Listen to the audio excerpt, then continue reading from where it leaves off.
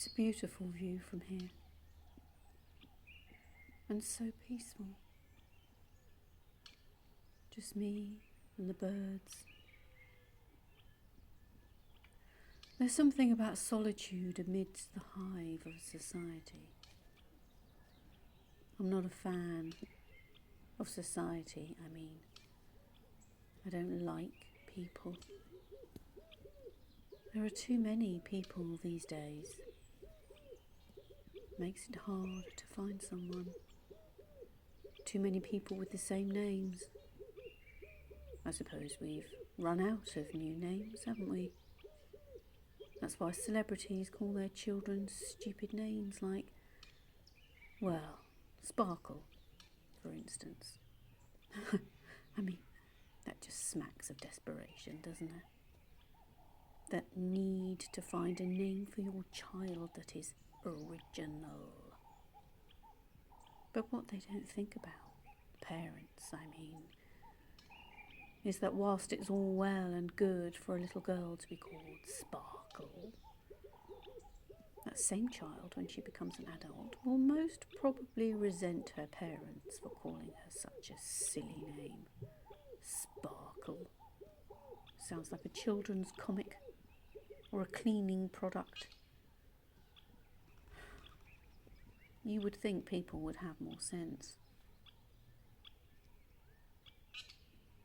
It would have been a lot easier for me, of course, if my mother's name had been a little more unique. Jane Smith. Honestly, how many Jane Smiths are there on the planet? There are hundreds around here. On Facebook, if you search for a Jane Smith, well, it's a hopeless task, especially when you don't know what your Jane Smith looks like, or where she's living, or still in this country, or alive even. So, yes, a very difficult task to find someone these days when your information is limited. And there is the real possibility that she married, so...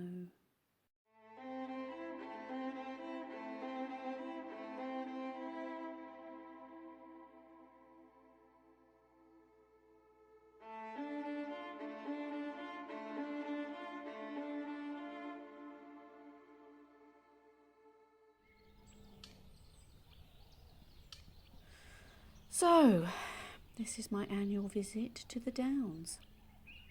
I come here every year on the same day, to this bench. Doesn't matter what the weather is like, come hail or shine. It's become a little habit of mine, you see.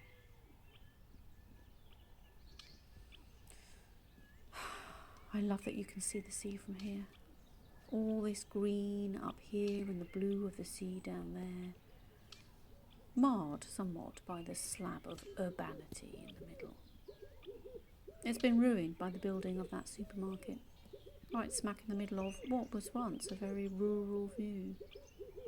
A giant white monstrosity, a stain on the landscape, like a giant splat of bird poo. I live in Littlehampton, just up the road. It's a lovely town now. It's had a bit spent on it in the past few years.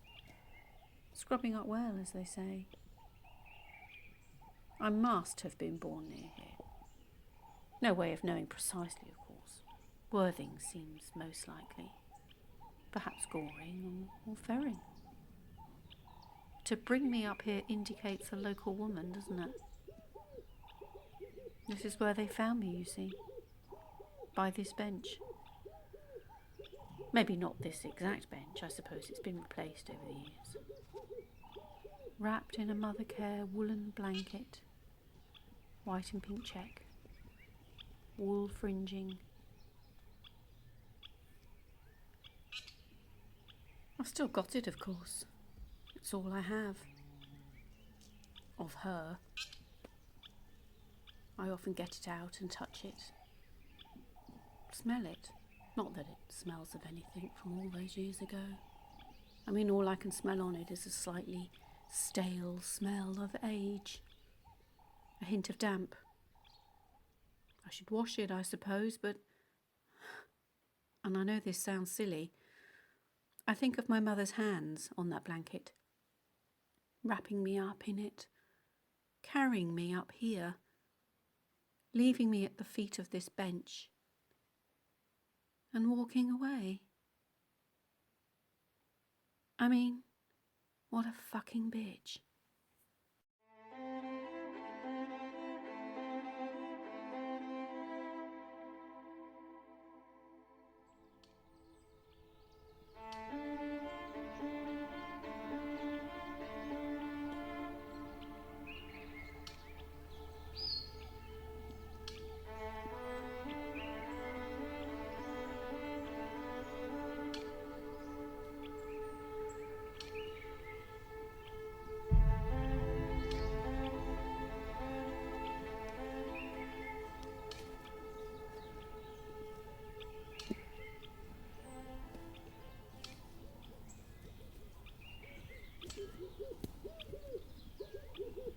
They took me to Worthing Hospital, pleaded on South today for my mother to come forward.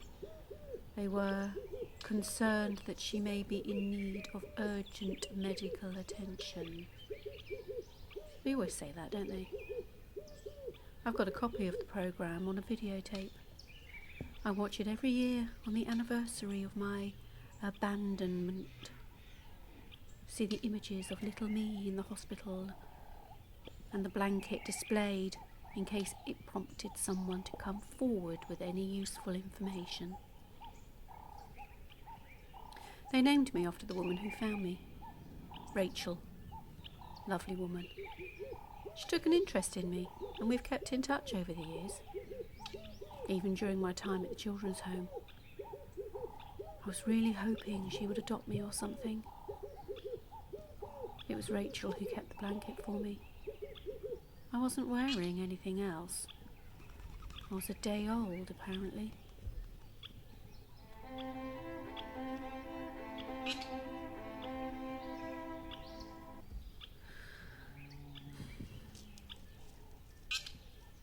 I've recently tracked down Callum on Facebook. Can you believe it? We've been texting and messaging each other, talking over our times in the home and how we'd compare foster parents. We had a competition going on who would last the longest with the latest round of foster parents. I met Callum at the children's home on my first day there. We clicked straight away. Nice boy, but he got himself in trouble all the time. He was a real friend to me. More like a brother in many ways. I was very sad to see him go to the youth offender institution. We lost touch. I often wondered what became of him. He spent a bit of time in prison over the years, but says he's settled down now. We plan to meet up soon. He gave me a present before they took him off. A knife. A switchblade, I think they call it. Said I should put it to good use and that I would know what that was when the time came. I knew he'd nicked it, but it didn't matter. It was the first time anyone had given me a present that I liked. I carried it with me everywhere, even to school. I liked the fact that no one knew I had it on me. I fantasised about using it. On the bullies. Give them what they deserved. I think I knew then that there was something off about me. I was fully aware that I had dark thoughts. I knew I wasn't normal. I blame her, of course. Mother. It's her fault I'm damaged. Consequences of being shunted from pillar to post. No one wanted to keep me for too long. I scare people.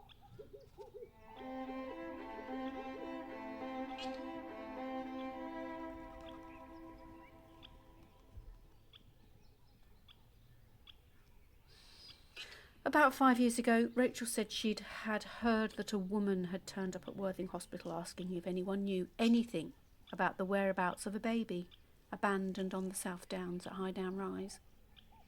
gave her name as Jane Smith. Rachel said that I shouldn't take that seriously, as it sounded a made-up name to her. But the woman also knew the date, so I did take it seriously, very seriously. My mother was looking for me. Well, I don't think she tried very hard.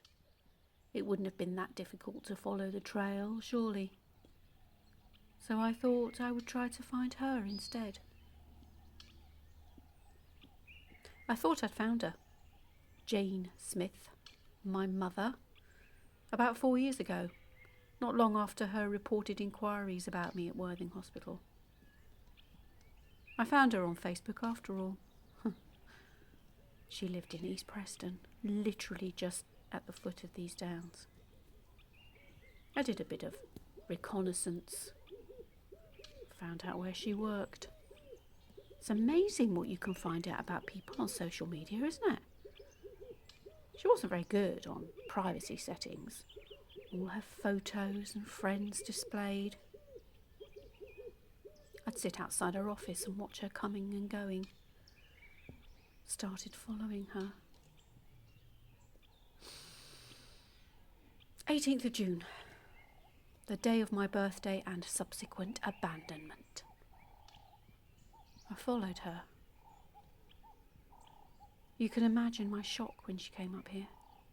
She sat right here on this bench, and I thought, well, there you are then. That's proof, isn't it? Returning to the scene of her crime. I reckon she came here every year to mark the occasion of my abandonment. And I wondered if she was thinking about me, what had happened to me, and whether she felt any remorse at all. I stood behind her as she sat on the bench, and I realised that she probably didn't feel any remorse at all, because clearly she must be an incredibly selfish person to abandon her day-old baby, wrapped in nothing but a blanket on the South Downs.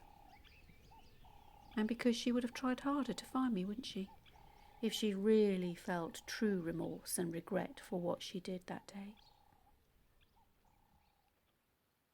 So there we were. I stood further up the hill behind her and just watched her for a while. I thought I would feel nervous or something. But in actual fact, I just felt cold. I approached her and said, "Hello, Mother."